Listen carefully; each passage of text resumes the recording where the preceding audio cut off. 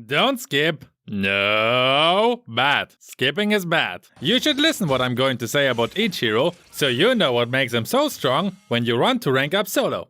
Hello my friends! So, it's a new season again, and I want to give you 3 heroes for each role that you can main in this season, so you have it easier to rank up. Before we start, I want that you write your heroes you want to main in this season into the comments. Let's see how many of your heroes are on my list. We start with the gold lane. The 2 most OP heroes here are Nathan and Clint. But even though they receive nerfs, they will stay on the top of the ban list until they receive another nerf. So I wouldn't recommend them right now, simply because you can't use them in the majority of your matches. Instead, I can recommend you 2 other MMs who are the strongest pick right now, and that will be Brody and Beatrix. Both of them can survive on their own against pretty much any enemy. Beatrix can safely farm with a sniper rifle if she plays against a strong early game hero, for example, and if you play against another MM, you can dominate your lane with her, since she is one of the only MMs who deals already a good amount of damage in the early game.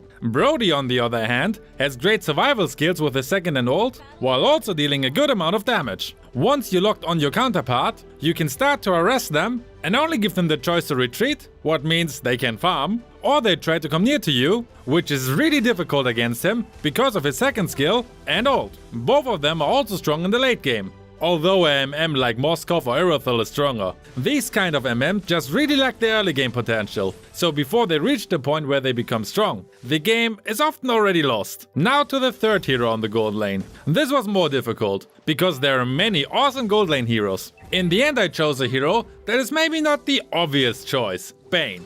Now, why should you use Bane on the gold lane? First, you should use the spell Arrival, since your main goal with Bane is to push. Secondly, his first skill is perfect to harass weak early game heroes, so you can dominate your lane against those kind of heroes. And because you can control your lane, you can help out in the jungle area and in the mid lane, and easily go back top with your Arrival spell if your counterpart tries to push. Once you've reached the mid game, you will try to push whenever possible. Always have that in mind. I need to push. You may not have the best medals with this kind of playstyle, because pushing is always risky.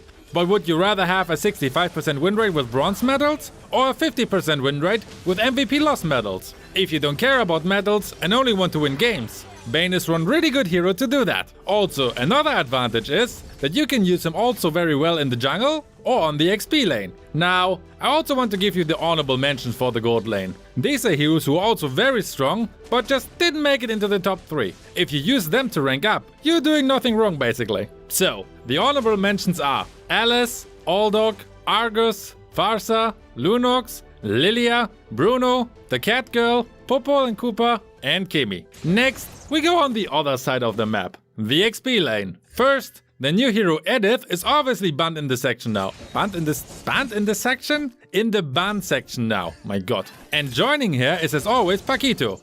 Although, he's not on the top of the ban list anymore. The power creep is real here. But who need a boxer anyway, when you can play a freaking dragon? Yuzong has the potential to 1v5 the whole enemy's team if they're dumb enough to not run away from him in his dragon form. The lifesteal he gains from his passive is so huge that there are not many heroes who can deal with him in the 1v1. If you learn how to activate his passive quickly, you become an unstoppable machine. The complete opposite to a dragon is the next hero. This is more a case of Fight Feet of Fury, the little girl with a big scythe. She has everything you need to dominate your lane. Good damage, awesome lifesteal abilities, and 2 skills with strong CC effects. She is of course not a hero with burst damage, but slow and steady, you can lower the enemy's HP, while you recover yours from the enemy and everything around you that is alive. In ganks she's also super strong and can basically act like a second tank because of her CC and lifesteal. So if you need a hero for the XP lane that can deal with pretty much any enemy, he's one of the best choices for you. As a third choice, I want to mention multiple heroes,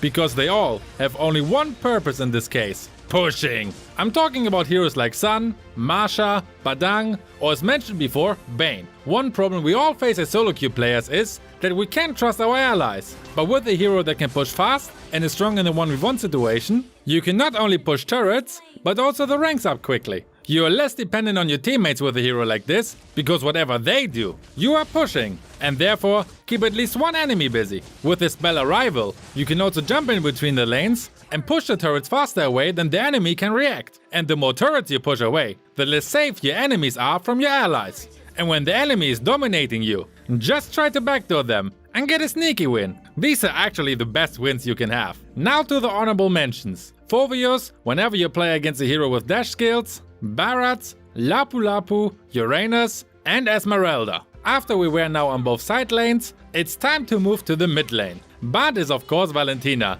She basically got even buffed instead of nerfed despite being on the top of the band section like pfft.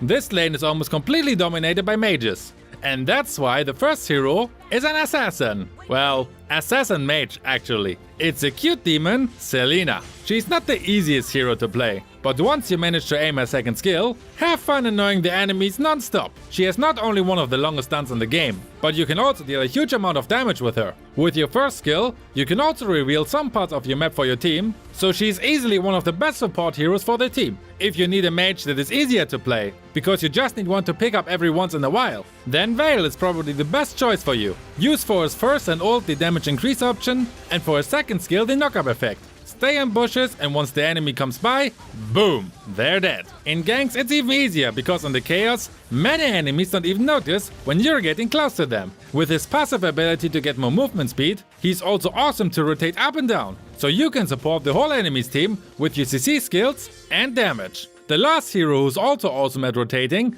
is Farsa. The enemy is in range or a gank is happening, just nuke them to the freaking moon with your ult and it's easy GG.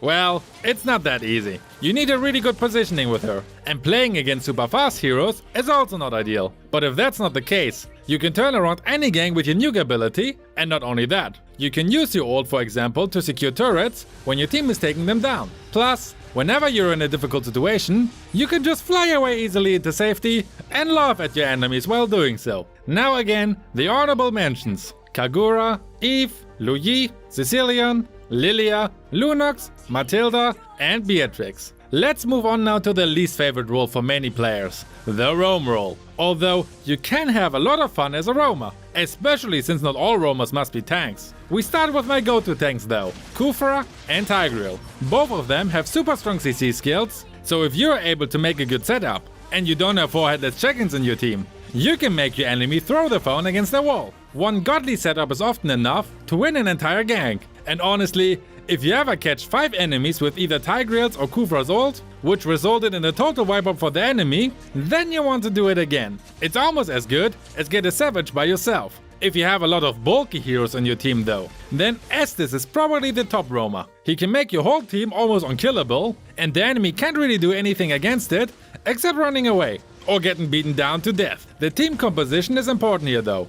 If you have a lot of burst damage heroes in your team, you better choose one of the 2 CC monsters I just mentioned before. As honorable mentions we have Matilda, who actually would deserve a spot in the top 3 as well.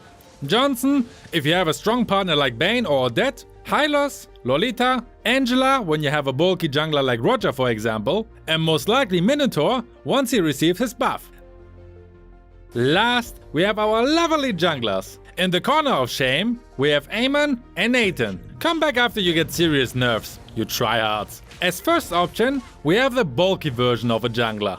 And it's my good friend, Roger. He deals a huge amount of damage and can sustain a lot. He has the ability to become invincible for a brief moment, has range and melee attacks, and once you are below 40% HP, you are officially his prey, and you can only pray that your allies come to save you from him. The hardcore version of this is when he has Angela who ults him. Then he becomes almost unkillable, and you can only try to run, what will not work though. Someone you can't run away from as well is Hayabusa. With his ult, you become invincible as well, just for a much longer time, while the enemy squishy hero is screaming for their lives. If you manage to ult a squishy enemy when no other unit is around, it's almost a guaranteed kill. With his first skill, you also have another skill that can deal a huge amount of damage, and once you learn how to use his shadows effectively, you become a nightmare for any squishy hero. Just make sure that your shadows are still active after your ult is over. Otherwise, if you didn't manage to kill every enemy around, it could backfire horribly. As last hero, we have another hero who can become invincible for a brief moment.